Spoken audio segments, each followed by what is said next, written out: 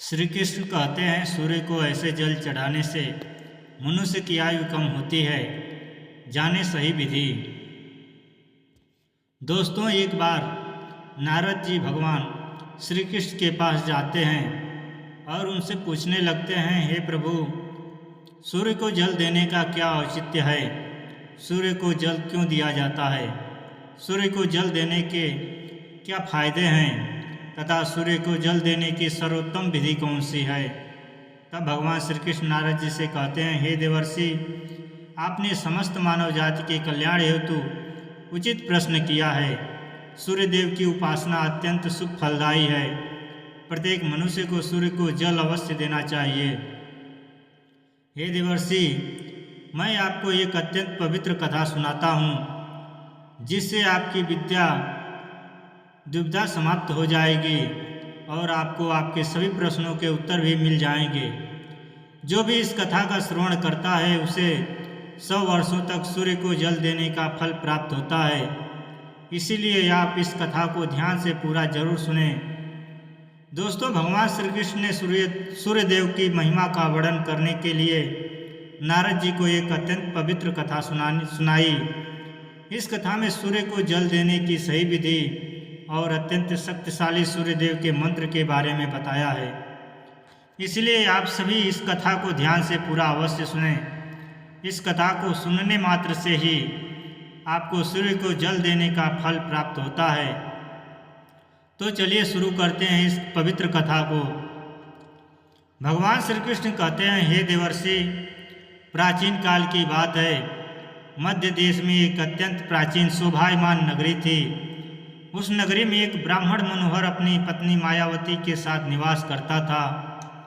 मनोहर शास्त्र ज्ञान में पारंगत था, किंतु उसने अपने ज्ञान का कभी सदुपयोग नहीं किया। उसने उसके ज्ञान का उपयोग केवल धन कमाने के लिए किया। मनोहर ने अपने जीवन में कभी दान धर्म नहीं किया, कभी सूर्य देव को अर्घ्य नहीं दिया। वह अत्यंत स्वार्थी और दंभी स्वभाव का था। फिर एक दिन वह वन से जा रहा था तो एक विषैले सर्प ने काटने के कारण मनोहर की मृत्यु हो गई। मृत्यु के बाद मनोहर को यम के दूत यमलोक लेकर गए। वहाँ यमराज ने मनोहर के पास पाप और पुण्य का मूल्यांकन किया और मनोहर को नरक में डाल दिया। मनोहर अनेक वर्षों तक नरक में सजा भुगतने लगा और फिर उसे प्रायश्चित करने के लिए फिर से मनुष्य जन्म की प्राप्ति हुई। उसका दूसरा जन्म एक गरीब शूद्र के घर पर हुआ। दूसरे जन्म में उसे अत्यंत दुख भोगने पड़े। उस शूद्र के बड़े होते ही उसके पिता ने उसका विवाह एक युवती से करा दिया और फिर वह उस युवती के साथ वन में ही झोपड़ी में रहने लगा। विवाह के बाद अनेक वर्षों तक उस शूद्र को कोई संतान नहीं हुई, इसलिए वह और भी अधिक दुखी रहने लगा। लेकिन इतने में ही उसके दुख समाप्त नहीं हुए। कुछ वर्षों के बाद दैवयोग से उसके शरीर में भयंकर कोढ़ का रोग उत्पन्न हुआ और वह भयंकर कोढ़ के रोग से पीड़ित हो गया। उसके शरीर पर अनगिनत जख्म हुए जिनसे पस निकलता रहता था। वह कोढ़ी शूद्र अब कुछ काम भी नहीं कर सकता था और दिन भर घर पर ही पड़ा रहता। उसकी पत्नी एक पतिव्रता नारी थी। उसने पति को कोढ़ होने के बाद भी उसका साथ नहीं छोड़ा और वह उसकी नित्य सेवा करती रही थी। वह अपने पति को ही परमेश्वर मानकर उसकी पूजा करती थी। उसके लिए भोजन का प्रबंध करती थी। उसने स्नान कराती थी। वह शूद्र अनेक बार मन ही मन में सोचता रहता था कि किस जन्म के पाप के कारण उसे यह कोढ़ रोग हुआ। ऐसा सोचते हुए वह बहुत ही निराश और उदास रहने लगा। फिर एक दिन उसके द्वार पर एक साधु पधारे। उस कोढ़ी शूद्र की पत्नी ने उस साधु महात्मा की बड़ी सेवा की, जिससे प्रसन्न होकर उस साधु ने उस कोढ़ी की पत्नी को वर मांगने के लिए कहा। तो कोढ़ी की पत्नी ने कहा, हे महात्मा, मेरे लिए मेरे पति ही सर्वस्व हैं, वही मेरे स्वामी हैं। अतः आपसे विनती है कि मेरे पति का रोग दूर करें और उन्हें पहले जैसा बना दें। इस पर उस साधु महात्मा ने कहा, हे देवी, यह रोग तुम्हारे पति को उसके पिछले जन्म के कर्मों के कारण प्राप्त हुआ है। यही विधि का विधान है।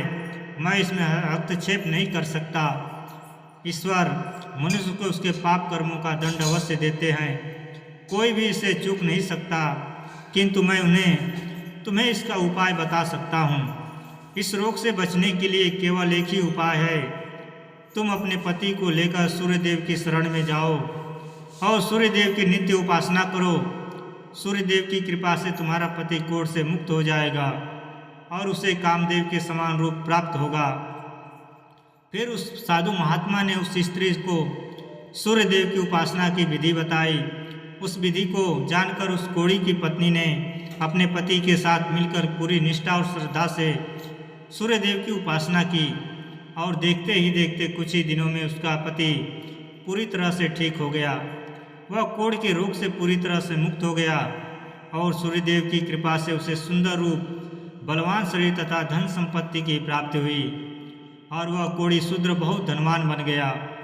हे नारद, अब मैं तुम्हें सूर्यदेव को प्रसन्न करने की विधि और मंत्र के बारे में बताता हूँ, जिसे करने से मनुष्य के सभी रोग नष्ट होते हैं, उसे उत्तम स्वास्थ्य और सुख समृद्धि की प्राप्ति होती है।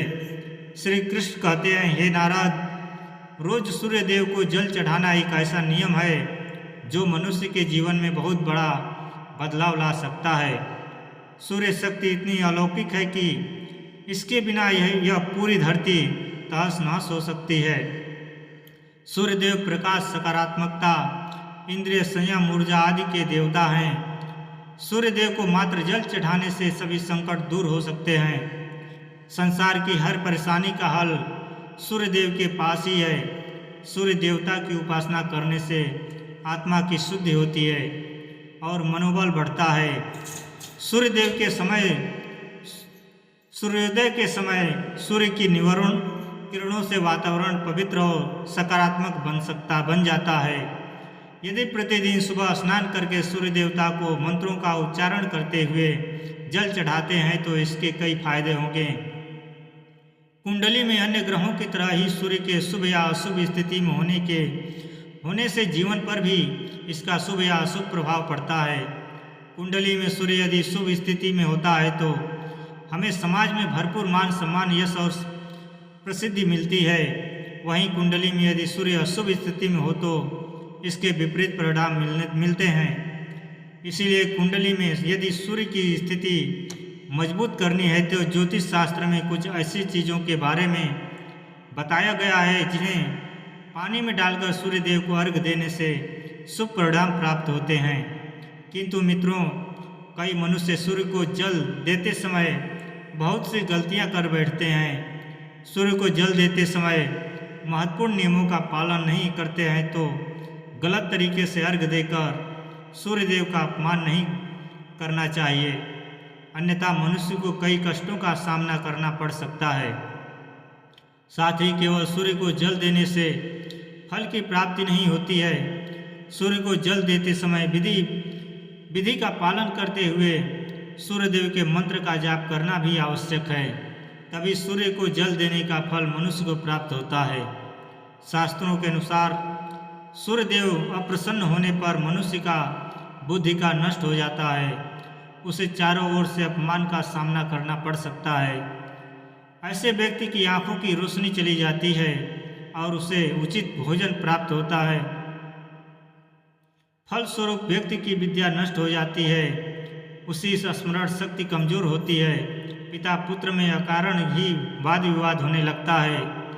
सूर्य देवता रूठ जाने पर व्यक्ति पर गलत इल्जाम लगते हैं और उसके हाथ से अनजाने में कई अपराध हो जाते हैं। इसीलिए व्यक्ति को अनिष्ट कार्य करके सूर्य देव को रुष्ट नहीं करना चाहिए। सबसे पहले मैं तुम्हें सूर्य को अर्घ देने का अर्थ बताता हूँ। सूर्य को अर्घ देने से तात्पर्य यह है कि सूर्य देवता को भक्ति भाव से जल अर्पण करना। यह जल दोनों हाथों की ओझल बनाकर या तांबे के पात्र में शुद्ध जल भरकर उसे सूर्य देवता को समर्पित करें। लेकिन ध्यान रहे कि यदि हाथों में ओंजल बनाकर सूर्य देवता को अर्घ दे रहे हैं तो हाथों की तर्जनी और अंगूठे को एक दूसरे से जोड़कर ना रखें, यानी कि एक दूसरे का स्पर्श न होने दें। दोनों हाथों के अंगूठों को फैला कर रखें यदि हम तर्जनी और अंगूठे को जोड़कर रखते हैं तो यह राक्षसी मुद्रा बन जाती है और इस मुद्रा में सूर्य को अर्घ देना अशुभ माना जाता है। यदि पात्र में जल भरकर सूर्य देवता को अर्घ दे रहे हैं तो भी उस पात्र को दोनों हाथों से अंगूठे का स्पर्श न हो, इसका ध्यान रखें। अर्घ देते समय अपने दोनों हाथों को ऊपर उठाकर पात्र को पकड़ें और सिर झुका करके रखें।